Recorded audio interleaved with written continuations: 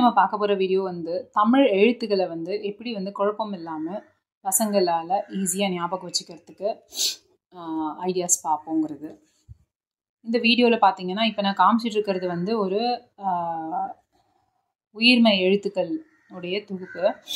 இதில் எழுதியிருக்கேன். இதில் மேலே பார்த்தீங்கன்னா இந்த மாதிரி ஒரு வட்டமாக ஒரு ஸ்மைலி இருக்கும். ஒவ்வொன்றுத்துலேயும் ஒரு ஸ்மைலி போட்டு அதுக்கான குறியீடுகள்லாம் வந்து போட்டிருப்பேன்.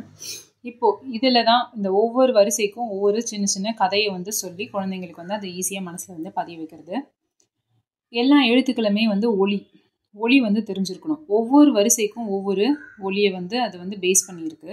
அந்த ஒளி தான் வந்து அந்த எழுத்தோடு சேர்ந்து வந்து நம்மளுக்கு வந்து அந்த ஒரு புது எழுத்துக்கான ஒளியை வந்துட்டு உருவாக்குது.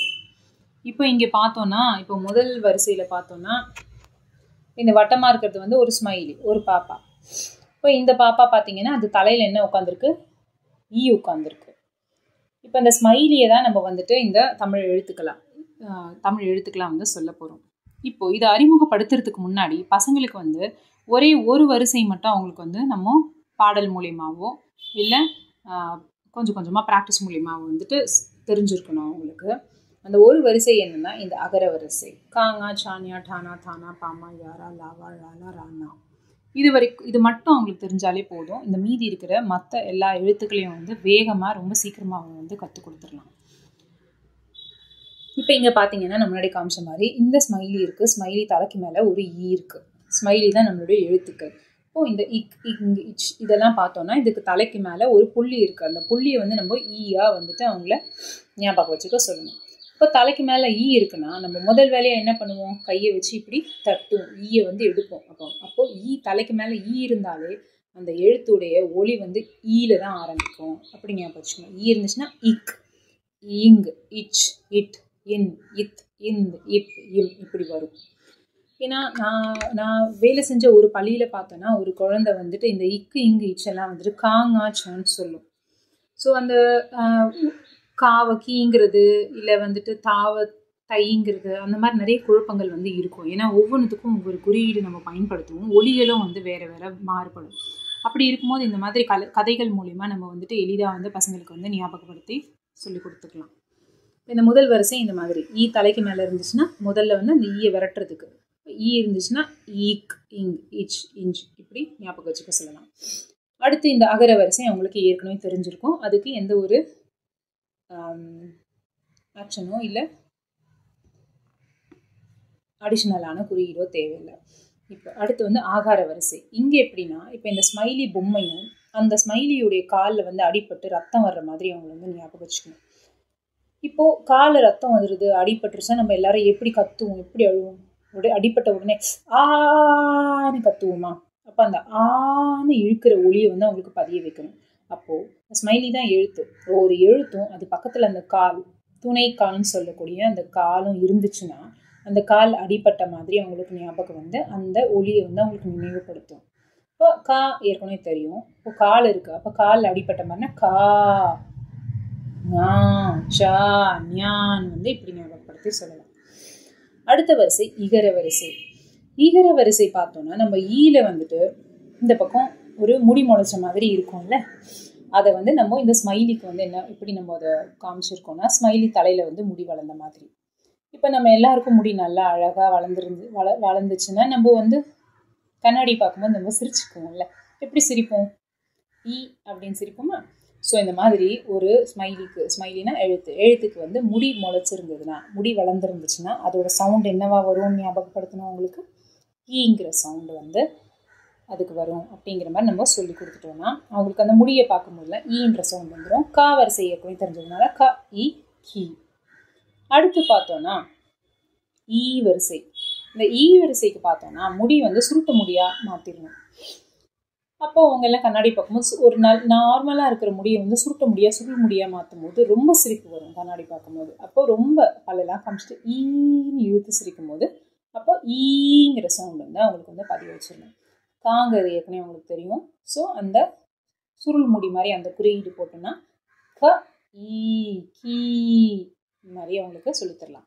அடுத்து இந்த ஊ வரிசை இது ரெண்டும் வந்து கடைசியில் பார்ப்போம். அடுத்து வந்து எகர வரிசை. எகர வரிசையில் பார்த்தோன்னா எழுத்துக்கள் எல்லாமே இந்த மாதிரி ஒத்த கொம்பு போட்டு போடுவோம். அதில் வந்து ஒரு முட்டை வடிவம் வருதுல்ல, ஸோ அதில் இருக்கிற அந்த முட்டை வடிவமும் அந்த எழுத்துக்கு ஒரு ஸ்மைலியும் வந்து நம்ம போட்டுக்க போகிறோம். அந்த ஸ்மைலி, அந்த பாப்பா என்ன பண்ணுறாங்க, ஸ்கூலுக்கு முட்டை வந்து கொண்டு வராங்க. யாரோ வந்து திருடிடுறாங்க. திருடினோன்னு யாராவது நம்மளை கேட்காம யாராவது திருடிட்டு நம்மளுக்கு எப்படி கோவம் வருமா? கோவம் வந்துச்சுன்னா நம்ம எப்படி சொல்லுவோம்? யாரு திருடினது? அந்த முதல் வரக்கூடிய ஒளி வந்து ஏன்னு சொல்லி நம்ம கோவமா சொல்லுவோம்ல.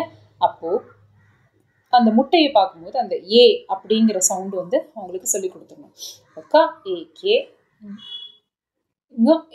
அந்த மாதிரி. அடுத்து ஏகார வரிசை. இதுல வந்து அப்படியே முன்னாடி சொன்ன அதே கதை, 2 முட்டை கொண்டு வருவா அந்த பாப்பா. 2யுமே யாரோ திருடி சாப்பிட்டோன்னே செம்ம கோவம் வரும். ரொம்ப இழுத்து கே ஏன் சே ஏன்னு சொல்லணும். அடுத்து ஐகார வரிசையில பார்த்தோம்னா நம்ம எல்லாரும் ஸ்ப்ரிங் வச்சு விளையாடிருக்கோம். இந்த பேனாக்குள்ள இருக்கிற ஸ்ப்ரிங்கு, அந்த சுருள்னு சொல்லக்கூடிய ஸ்ப்ரிங் வந்து நம்ம இப்படி அமுத்தணும்னா மேலே கீழே வரும்ல.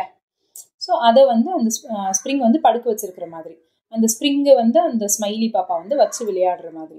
பெரிய ஸ்ப்ரிங் மேலே ஏறி குதிக்கிற மாதிரி அதை அமுத்துனா ஜாலியாக விளையாடும். இப்போ ஜாலியாக நம்ம விளையாடும் போது நம்ம என்ன சொல்லுவோம்?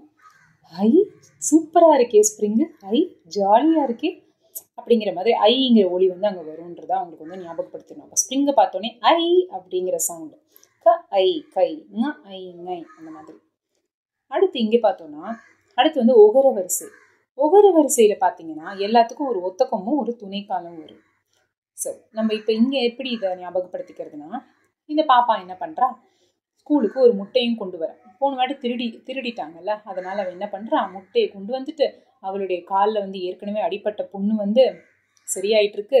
இந்த புண்ணு நல்லா சரியாகணும்னா முட்டைலாம் நிறைய டாக்டர் சாப்பிட சொல்லியிருக்காங்கன்னு சொல்லிட்டு என்ன பண்ணுவா, முட்டையை கொண்டு வந்துட்டு அவள் காலை காமிச்சு கதை சொல்லுவாள். சொன்னோடனே எல்லாரும் அப்படியா, கதை எப்படி கேட்போம், அப்படின்னு சொல்லுவோம்ல. அப்போ அந்த சவுண்டு வந்து அவங்களுக்கு சொல்லி தந்துடுவோம். அப்போ இந்த ஒரு முட்டையும் ஒரு காலையும் பார்க்கும்போது சவுண்டு வரும், கோ மோ சோ நியூ. அடுத்தது அதே மாதிரி தான் 2 முட்டை கொண்டு வருவா. 2 முட்டையும் கொண்டு வந்துட்டு திருப்பி அதே மாதிரி காலை காமிச்சு கதை சொன்னோடனே 2 முட்டைனே இழுத்து சொல்லுவாங்க, ஓஹோ ஓ கோ மோ சோ நியூ அப்படின்னு வந்து சொல்லுவாங்க. அடுத்து கடைசியில் பார்த்தீங்கன்னா இங்கே பார்த்தீங்கன்னா நம்ம இந்த வரிசை நம்ம எப்படி எழுதணும்னா, ஒரு ஒத்த கொம்பும் அதுக்கப்புறம் லாவை வந்து சின்னதாக போட்டு நம்ம அதை வந்து ரெப்ரசன்ட் பண்ணுவோம். இதுக்கு வந்து கதை எப்படி சொல்லலாம்னா, அந்த ஒரு ஒத்த கொம்பு வந்து ஒரு முட்டையும் முன்னாடி சொன்ன மாதிரி, லா வந்துட்டு இங்கே என்னவா சொல்லி ஞாபகப்படுத்தி வச்சுக்கலாம்னா, உங்களுக்கு இந்த முட்டையை திருடின ஒரு குட்டி பையனா அவன் என்ன பண்ணியிருக்கான்னா, அந்த முட்டை யாராவது முட்டை கொண்டு வந்தால் அந்த முட்டையை கையில் தூக்கிட்டு கிண்டல் பண்ணிக்கிட்டு எல்லாரையும் என்ன பண்ணுவானா, ஏமாத்திக்கிட்டு முட்டையை கையில் வச்சுக்கிட்டு நம்ம கேலி பண்ணுவோம்ல, அவுன்ற மாதிரி எனக்கு என்ன செய்வான், அந்த முட்டையை கையில் தூக்கி வச்சுட்டு அவுன்னு சொல்லிட்டே ஓடுவான். அப்போ இந்த ஒத்த கொம்பு ஒரு முட்டையும் அந்த குட்டி பையனும் பார்க்கும்போது அந்த சவுண்டுங்கிறது வந்து அவங்களுக்கு வந்து மனசில் பதிஞ்சிடணும். அப்போ இது பார்க்கும்போது கவ் ngau சௌ நியவ் அப்படிங்கிறது வந்து அவங்களுக்கு சொல்லிக் கொடுக்கணும். இப்போ கடைசியாக இந்த வரிசை வரிசை, உகர வரிசை ஊகார வரிசை வந்து எப்படி ஞாபகப்படுத்தி வைக்கலாம் குழந்தைங்களுக்கு ஈஸியாக அப்படிங்கிறத பார்ப்போம். இங்கே பார்த்தீங்கன்னா 3 குறியீடு வரும். ஒன்று வந்துட்டு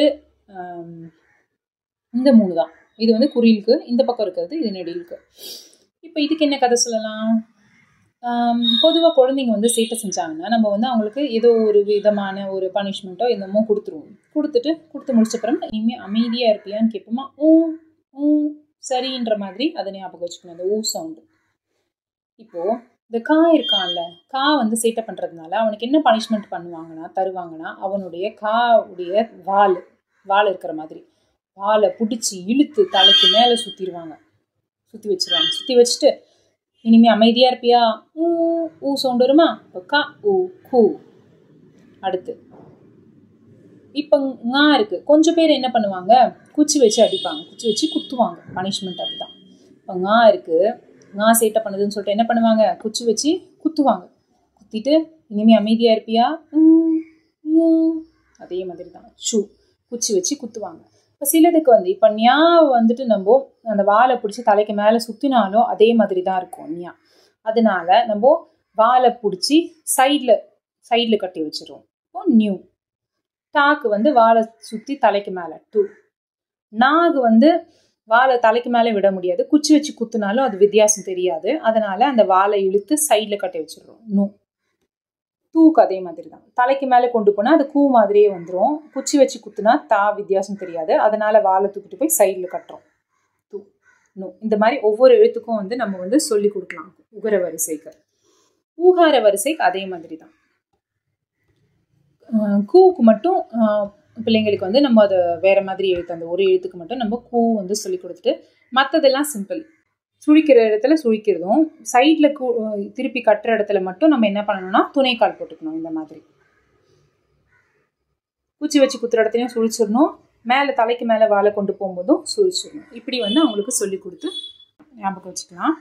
இது கொஞ்சம் கொஞ்சமாக அந்த பசங்க வந்து எவ்வளோ வேகமாக கற்றுக்குறாங்கங்கிறத பொறுத்து ஒவ்வொரு வரிசையாக வந்து நம்ம இந்த கதையை சொல்லி சொல்லி நம்ம சொல்லி கொடுத்துட்டோம்னா ஸ்லோ லேர்னர்ஸ்க்கும் சரி, மாற்றி மாற்றி எழுத்துக்களை குழப்புற பிரச்சனை இருக்கக்கூடிய குழந்தைங்களுக்கும் வந்து நம்ம வந்து எளிமையாக வந்து ஞாபகம் வச்சுக்கிற மாதிரி நம்ம சொல்லி கொடுக்கலாம். இது என்னுடைய பள்ளியில் வந்துட்டு நான் ஒரு 4ஆம் வகுப்பு ஒரு மாணவிக்கு வந்து எழுத்துக்கள் நடுவில் ஏகப்பட்ட குழப்பம். அவங்களுக்கு வந்து இந்த முறையை சொல்லி கொடுத்ததுக்கப்புறமா அவங்க வந்து எளிமையாக வந்து கற்றுக்கிட்டு வேகமாக படிக்க ஆரம்பிச்சிட்டாங்க. ஸோ நீங்களும் வந்து உங்களுடைய குழந்தைங்களுக்கு வந்து தமிழ் எழுத்துக்களில் வந்து இந்த மாதிரிலாம் குழப்பங்கள் இருந்ததுன்னா இந்த முறையை பயன்படுத்தி அவங்களுக்கு வந்து எளிமையாக சொல்லிக் கொடுத்துக்கலாம். நன்றி.